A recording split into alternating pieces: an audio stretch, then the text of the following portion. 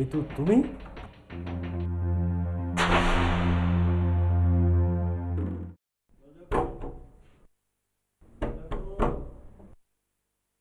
দরজা খোল,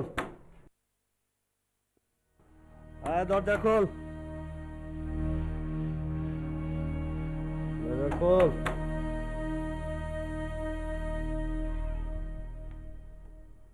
আয় দরজা খোল, দরজা খোল, আয় দরজা খোল। দরজা তো খোলাই আছে, দেখতে পাচ্ছ না? এতক্ষণ লাগে দরজা খুলতে? ভেতরে আসো। আসবোই তো, আসবো। সারাদিন ঘরের মধ্যে থাকে, কি কি করে না করে, এতক্ষণ লাগে দরজা খুলতে? দরজা খুলতে এতক্ষণ লাগে? আমি সারাদিন কাজ করে আসি, আসে দরজায় দাঁড়াইছিস কেন? আমার খাওয়া দে। কি হলো, কথা কানে যায় না? তুমি আজকেও মদ খেয়ে আসছো? আর তোর মাথায় কাপড় নাই কেন? নামাজ পড়িস নাই? তুমি নিজে মদ খেয়ে এসে আমাকে নামাজের কথা বলো, তোমার লজ্জা করে না? আয় কথা কম। তুমি আজকাল প্রত্যেকটা দিন মদ খেয়ে বাড়িতে ফেরো, এসবের মানে কি? আর সারাটা দিন কি করো? আমি ফোন করলেও তুমি ফোন ধরো না, কল ব্যাক করো না, কেন? এখন আমার সব কৈফিয়ত দিতে হবে নাকি? এটা কৈফিয়ত না হামিদ, আমারও তো চিন্তা হয় তুমি কোথায় আছো না আছো, দুশ্চিন্তা হয় না? আমার জানার তো অধিকার আছে নাকি? সারাটা দিন আমি বাসার ভিতরে একা একা বন্দি থাকি, তুমি ওকে বন্দি করে রেখেছো। কারোর সাথে মিশতে দাও না, কথা বলতে দাও না, বাইরেও যেতে দাও না। তুই এখন বাইরে যে নাচতে চাস? তোমার বউটা প্রেগনেন্ট, কখনো তার খবর নিয়েছো? জানতে চেয়েছো সে কেমন আছে, কি খেতে চায় না খেতে চায়? খবর নিয়েছো কোনো দিন? খালি আল্লাহ বিল্লাহ কর, আল্লাহ বিল্লাহ কর। তোমার থেকে অনেক বেশি আমি আল্লাহকে ডাকি, আমাকে শেখাতে হবে না। তুমি কি করো সেটা বলো। তোর কথা না বেশি ফুটছে। সেটা তোমার জন্য হামিদ। কথা কম, যা আমার খাওয়া রেডি কর। আমার আজকে শরীরটা ভালো না, এই জন্য কিছু রান্না করিনি। কে রান্না করিস নাই মানে? আমি এখন কি খাবো? সারাদিন পর বাসায় এসে আমার কিছু খাওয়ার নাই? আমি চুল ছাড়ো প্লিজ, আমার লাগছে কিন্তু আমার আর শরীরটা ভালো তোরে না। তো বাইরের উপরেই রাখা উচিত। সারাদিন ধরে কি করছিস প্লিজ বাসার মধ্যে তুই? ছাড়ো হামিদ প্লিজ, হ্যাঁ? হামিদ ছাড়ো প্লিজ, আমি চিৎকার করবো কিন্তু। চিৎকার করবি? ছাড়ো কর। প্লিজ। চিৎকার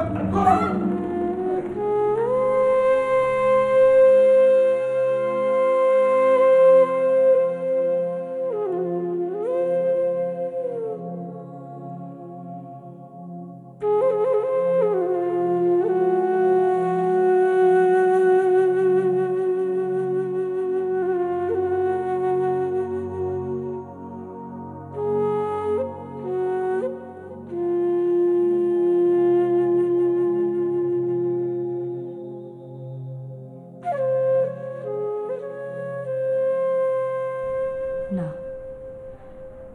এভাবে আর না, এভাবে আর এক মুহূর্ত না। আমি আজকে এখান থেকে চলে যাব, অনেক সহ্য করেছি, আর না।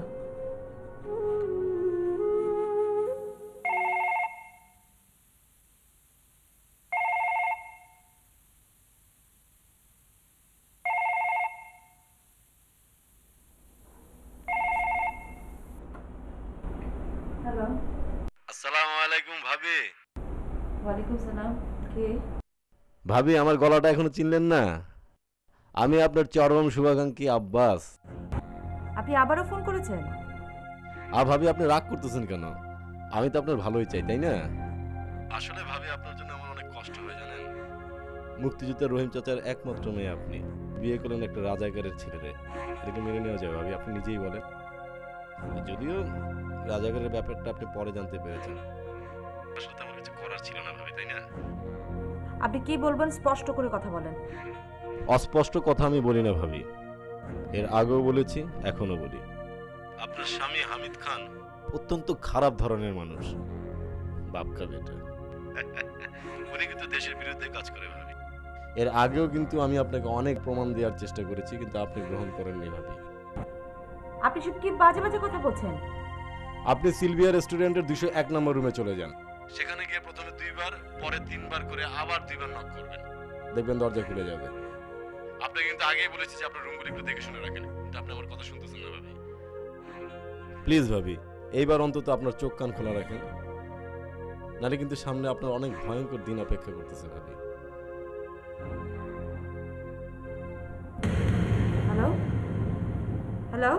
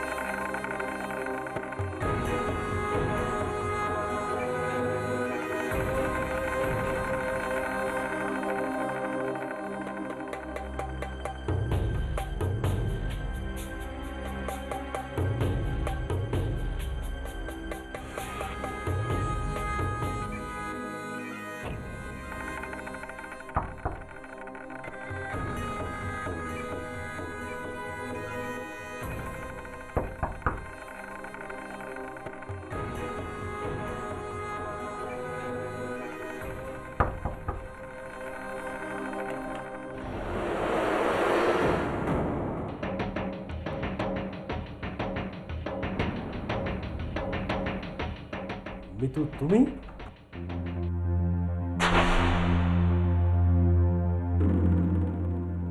তোমাকে এখানে আসতে কে বলেছে?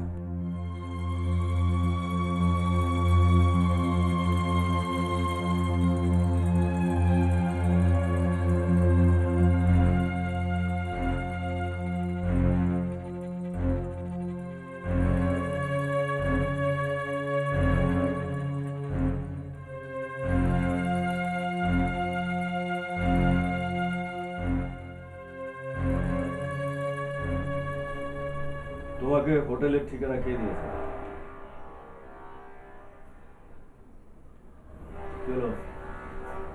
কথা বলছো না কেন?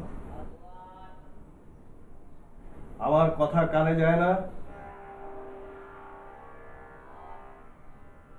তোমার সাথে কথা বলতে আমার ঘৃণা হচ্ছে, তুমি এখান থেকে চলে যাও। বলো, তোমাকে কে দিয়েছে হোটেলের ঠিকানা? দিব না।